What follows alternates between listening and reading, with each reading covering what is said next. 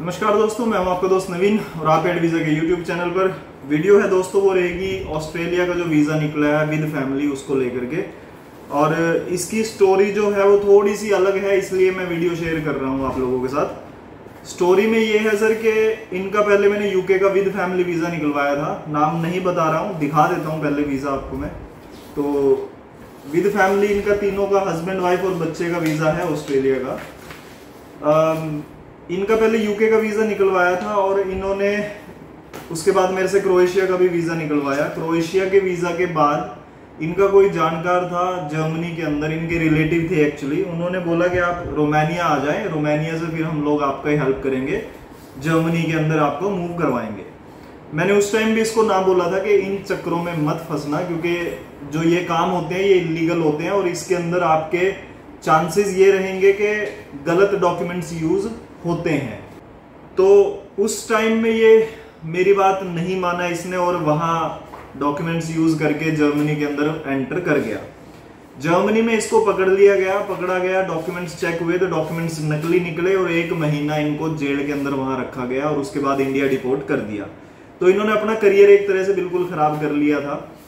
उसके बाद जब वापिस आने के बाद इन्होंने फिर ये देखा कि कुछ रास्ता नहीं बचा है।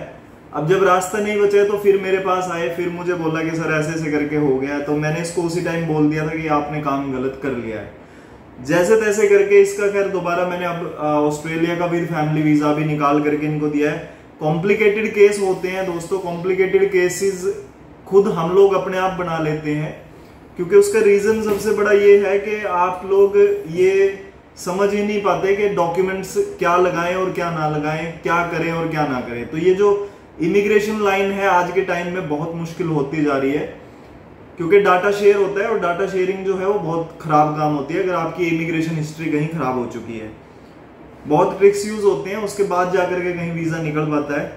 आपको यही सलाह दूंगा भाइयों, ये गलत काम कभी मत करना, नकली कागज कभी मत लगाना, नकली डॉक्यूमेंट्स का यूज कभी मत करना। ट्रिक्स यूज कर सकते हो जिसको लीगली, जैसे एक एडवोकेट है वो लीगली कई चीजें यूज करता है। हम लोग इमिग्रेशन लॉ पढ़ा हुआ है, इमिग्रेशन लॉयर हूं, और इस वजह से काफी चीजें हम लोगों को पता है कि ट्रिक्स क्या यूज करें ताकि हम लोग बैन ना हो पाए। वो ट्रिक्स जो है वो दिमाग हम लोग अपना यूज करते हैं।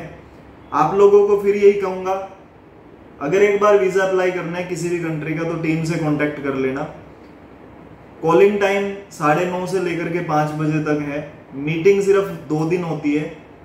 ऑनलाइन मीटिंग भी अवेलेबल है, लेकिन वो दोपहर के बाद ही अवेलेबल रहेगी। आप लोगों को बुक करवा सकते हैं ऑनलाइन मीटिंग, कॉल जो नंबर दिया हुआ है उसके ऊपर करके आप अपॉइंटमेंट बुक कर लेना। ऑनलाइन अपॉइंटमेंट है, 1000 का चार्जेस हमने रखा हुआ है। ये रखना पड़ता है क्योंकि टाइम की कीमत सबको पता है भाई, टाइम बहुत कीमती होता है। और अगर मैं ऐसे ही सबको टाइम देने लग गया तो जो मेरे पास टीम मेंबर हैं वो खाली रहेंगे और उनके पास काम नहीं रहेगा, और फिर वही बात है कि भाई उनको छुट्टी करना पड़ेगा और मुझे भी बाद में छुट्टी करनी पड़ेगी। तो ये इसलिए 1000 है ताकि आप लोगों को प्रॉपर गाइडेंस दी जा सके। और 1000 जो है वो हम लोगों ने रखा हुआ है कि आपकी जब आप हमसे फाइल लगवाओगे उसी में से हम उसको 1000 को भी माइनस कर देंगे।